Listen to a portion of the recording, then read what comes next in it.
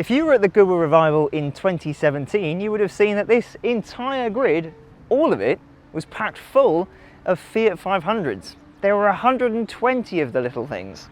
The reason being, the Fiat 500 was celebrating its 60th birthday. Well, today, there is just one lonely Fiat 500 on the grid. But believe me when I say that this is quite an interesting one. You see, this is the biggest departure from the traditional Fiat 500 recipe we've ever seen. Why? Because it's electric. The original Fiat 500 is iconic. The first was built on the 4th of July 1957, and over the next 18 years Fiat built more than 4 million of the things. In 2007, 50 years later, Fiat created the all-new 500, and yet again it was a massive success, a modern icon. Which brings us to this. While it might look quite similar to the modern petrol-powered 500, it is an all-new car. The wheelbase is longer, the track is wider, the bodywork is larger in every direction. There's a new platform holding it all together, and instead of a dinky 4, 3 or even 2-cylinder engine, there's an electric motor. On the one hand, you can have an electric 500 with a 23.7 kilowatt-hour battery, T-shaped down the centre of the car, paired with a 95 horsepower electric motor. On a full charge, you'll get 115 miles. 0 to 62 miles an hour takes 9.5 seconds, and the top speed is 84 miles an hour. Alternatively, you can go for what we've got here, which is a bigger battery, 42 kilowatt hours, and a more powerful motor, 118 horsepower.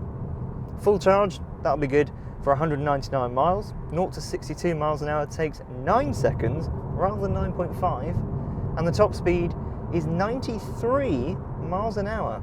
Blistering, I tell you. Okay, it isn't blistering, but it's quick enough, and it's more responsive than any petrol-powered 500 as well, because you get that instant kick of electric torque. It's faster too.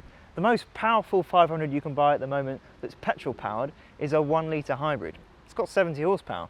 The most powerful non-Abarth 500 of the last few years had 105 horsepower. Look at this, muscling in with its 118 horses. And to give it some perspective, the original Fiat 500 had just 13 horsepower. 13! To drive, putting the powertrain aside for one moment, it feels remarkably fun. You don't notice its extra size from behind the wheel. So it still feels agile, it still feels nippy, exactly as a Fiat 500 or any other small car should feel. And the ride is good. It's quite firm, it never fully settles down, but there's an entertaining level of small car lean when you go through a corner. All that lets it down is when you hit a bump, when you're going through a corner for example, or you're braking quite hard, because the dampers kind of run out of ideas and you get quite a big hit through the car. The main thing though is the steering, because the car might feel quite small, quite nippy, but there's zero sense of connection between the front wheels and your fingertips. You might be able to feel what the car is doing through the seat, but not through the steering. I hope in a Bath would be better. There are 3 drive modes, namely Normal, Range and Sherpa. Normal is the go-to mode. Range will up the level of regen from the motor, charging the battery more when you lift off and slowing you down quite dramatically, while the Sherpa mode is I really should have stopped the charge setting.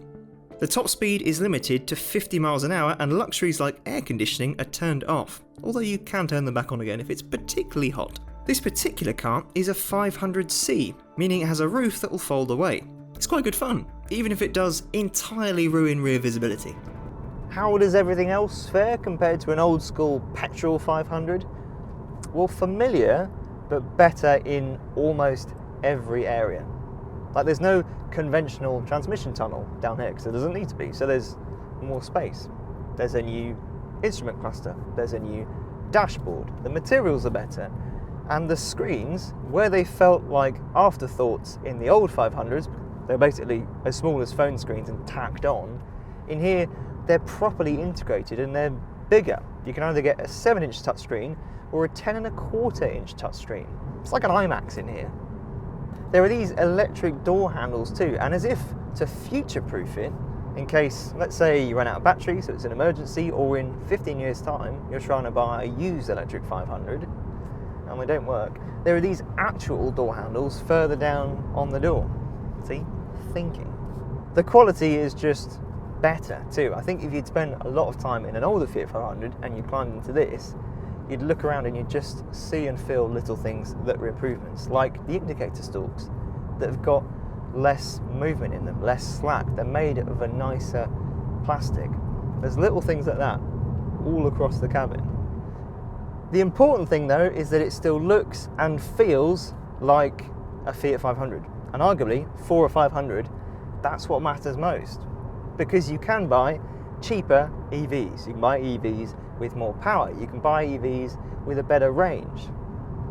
What matters with a 500 is that you can look at it and you can see where it came from. You're paying extra, you're paying the premium to buy into that image, to buy into that brand, because you can look at it and you can look back at all of those cars that were on the grid at the revival, those cars that are now 60 years old.